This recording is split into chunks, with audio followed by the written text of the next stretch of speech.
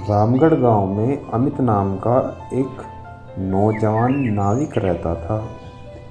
रामगढ़ गांव की सीमा में आने जाने के लिए लोगों को नाविक का ही सहारा लेना पड़ता था। अमित सीधा साधा लड़का था। उसके परिवार में उसकी पत्नी और एक बूढ़ी माँ रहती थी।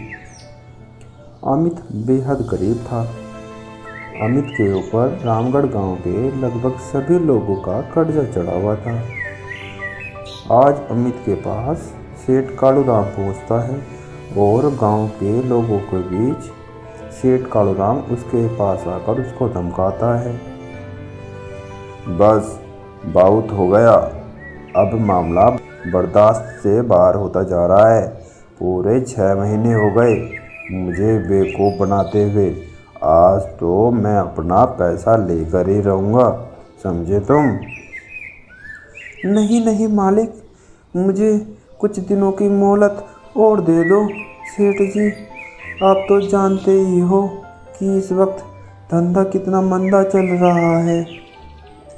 अबे तेरा धंधा कोई मंदा नहीं चल रहा है, तो मेरे पैसे देना ही नहीं चाहता।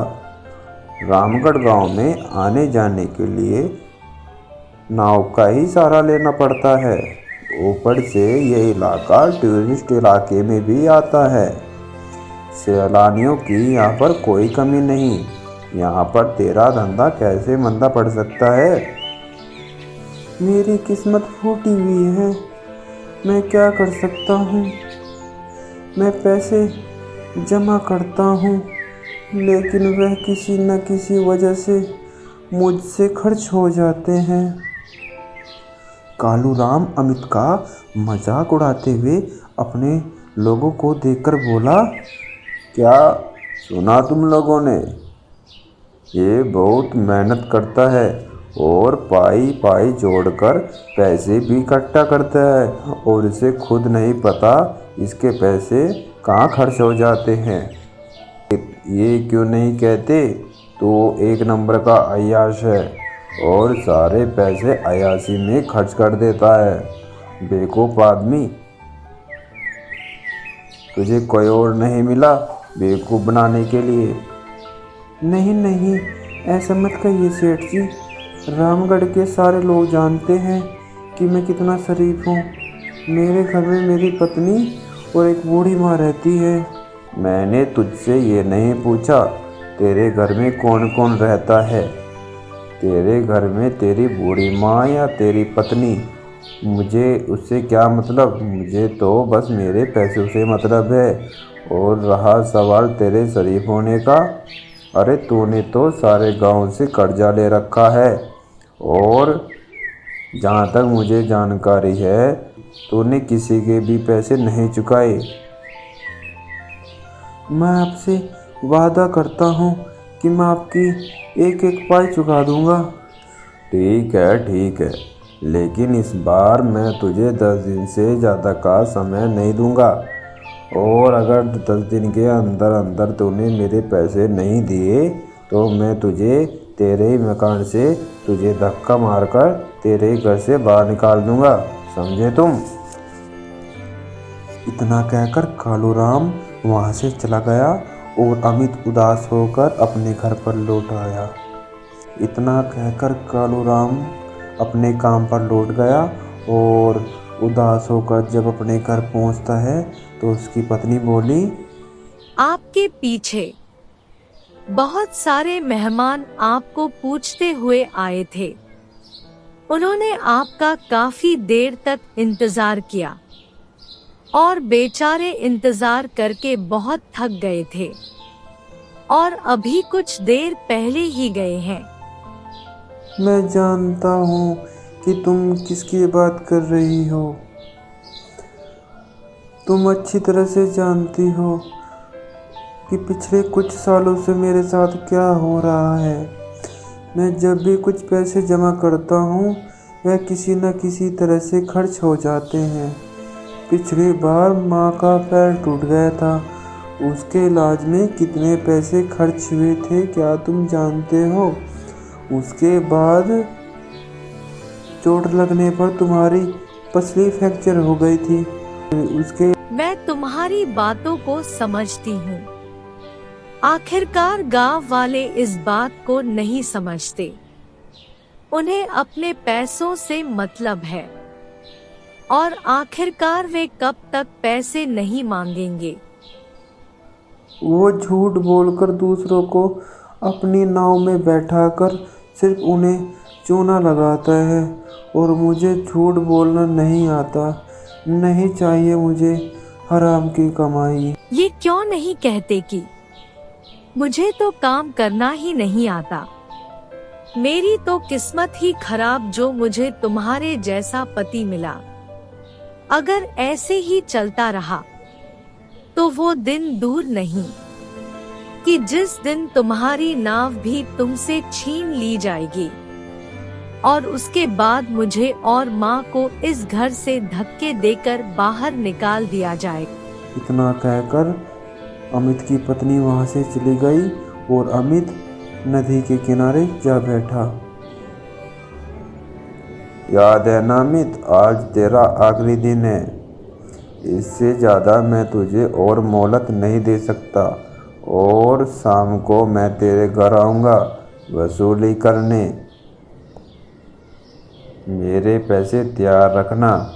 अगर तूने मेरे पैसे नहीं दिए तो बोरिया बिस्तर समेटकर चुपचाप घर से बाहर निकल जाना, समझे तुम? इतना कहकर कालूराम वहां से चला गया। अमित अपने आप से बोला, अब की बार 10 दिन से 20 मुसाफिर भी नहीं बैठे होंगे। उनके पैसे कहाँ से दूंगा? अगर मैंने उसे पैसे नहीं दिए तो वह मेरे परिवार को घर से निकाल देगा और कहाँ जाऊंगा, मैं क्या करूंगा? तभी अमित के कानों में एक बूढ़े व्यक्ति की कानों में आवाज टकराती है। क्या तुम मुझे दूसरी दुनिया तक छोड़ सकते हो? अमित यह बात सुनकर हैरत में पड़ गया। बाबा, कैसी बात कर रहे हो? मेरा कहने का मतलब है, क्या तुम मुझे दूसरी ओर नदी के किनारे छोड़ दोगे? मैंने सुना है कि तुम बूढ़े और गरीब यात्रियों से पैसे नहीं लेते हो। सही सुना है बाबा, लेकिन मैं क्या करूं? मुझे अपने नियम और कायदे बदलने पड़ेंगे। चाहे कितनी भी मुसीबत क्यों ना आ जाए, इंसान को कभी भी अपने नियम और कायदे नहीं बदलने चाहिए।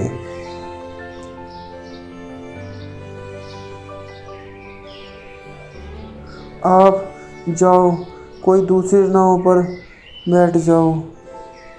लेकिन मुझे तो सिर्फ तुम्हारी नाव पर ही बैठना है और तुम्हें देने के लिए मेरे पास पैसे भी नहीं है। तुम मुझे वहाँ तक छोड़ दोगे क्या? तुम्हारा एहसान बंद रहूँगा। मेरी पत्नी वहाँ पर इंतजार कर रही है।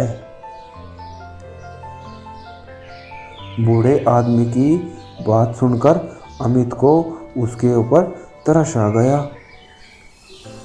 ठीक है बाबा, मैं तुम्हारा दिल नहीं तोड़ूंगा। आइए, बैठ जाइए मेरे नाव पर।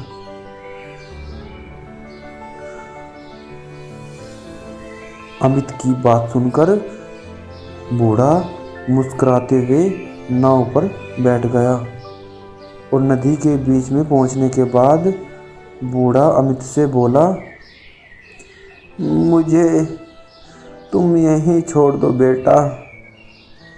बाबा, पागल हो गए हो क्या? यहाँ पर तो चारों ओर पानी ही पानी है।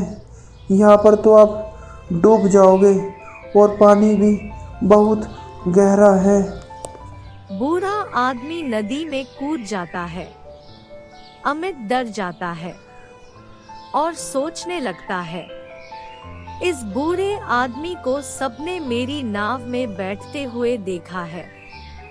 अमित तुरंत नदी में छलांग लगा देता है और अमित अपने आप को घने जंगल के बीच एक तालाब में पाता है।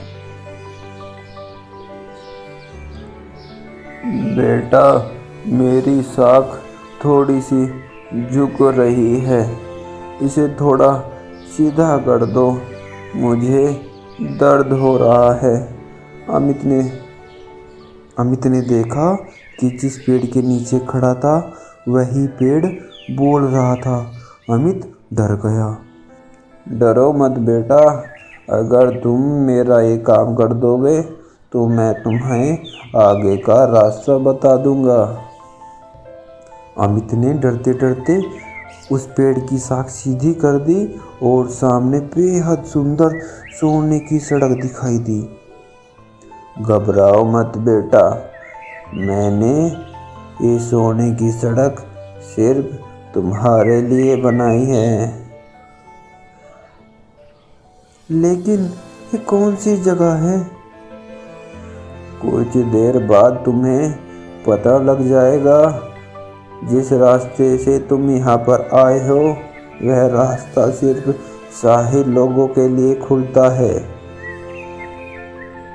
तुम जरूर कोई खास हो। इस वीडियो का अगला भाग 2 जल्द ही अपलोड किया जाएगा। इस तरह की वीडियो पाने के लिए सब्सक्राइब करें।